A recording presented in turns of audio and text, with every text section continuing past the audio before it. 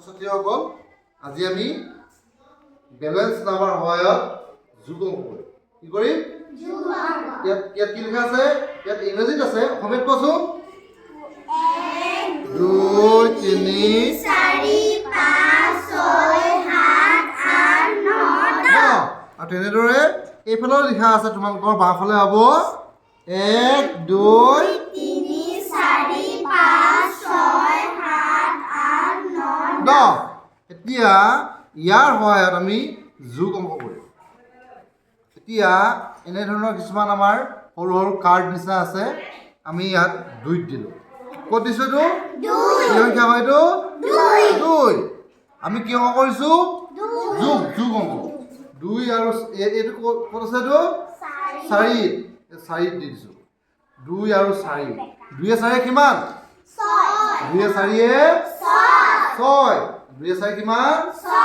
6। তোমালোকে কৈছা 2 আৰু 4 যোগ কৰিলে 6 হয়। আমি 6 দিওঁচোন। 6 হয়নে এইটো ঘৰ? হয়। দিলোঁ। চামচোন, চাই যাবা দেই। হৈছেনে বাৰু? হৈছে। সমান হৈ আছেনে?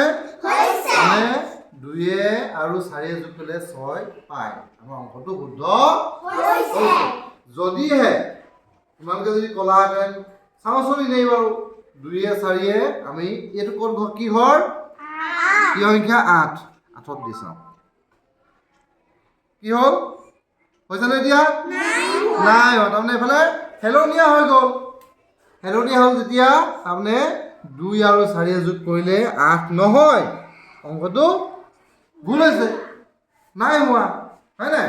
তোমালোকে শুদ্ধ কৈছিলা যে 2 আৰু 4 যোগ কৰিলে 6 হয়। 6 এতিয়া সমান হৈ গ'ল, তাৰমানে আমাৰ অংকটো হৈছে, হয় নে কৃষ্টি?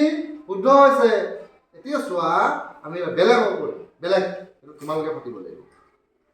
গাৰ্গী দিয়াচোন, এটা সংখ্যা এটা দিয়া। 15 সংখ্যাত থোৱা আখৰ এটা। গাৰ্গীয়ে 3ত থৈছে, 3ত থ'লে। এবাৰ প্ৰিন্সিপিয়াই থৈ দিয়া ক'ৰবাত। 15টা সংখ্যাত থোৱা। প্ৰিন্সিপিয়াই থৈছে কোনটো সংখ্যাত থ'লে? 6। 3 6 যোগ কৰিলে কিমান বাৰু? 9। 3 6 যোগ কৰিলে 9। তুমি নোট দিয়াচোন, নোট দিয়া। কোনোবাই নোট দিয়া। কোনটো আছে 9 চাই লোৱা। পাৰিছে, এয়া 9 দিলে। চামচোন এতিয়া 3 আৰু 6 যোগ কৰিলে 9 হয় নহয়? মই এৰি দিওঁ দেই এতিয়া। চালোঁ। হৈছেনে? তাৰমানে 3 আৰু 6 যোগ কৰিলে কি হয়? কি হয়? 9 হয়। আমাৰ অংকটো হৈছে। যদিহে অংকটো মই ভুল কৰি দিছোঁ, 3 আৰু ভুল বুলি নহয়, 3 আৰু 6 মই কৈছোঁ যে মই 6 হয় বুলি কৈছোঁ। হৈছেনে এতিয়া? হাউলি আহিলে, আমাৰ অংকটো ভুল, হয় নাই? ভুল হৈছে। 3 আৰু 6 যোগ কৰিলে কি হ'ব লাগে?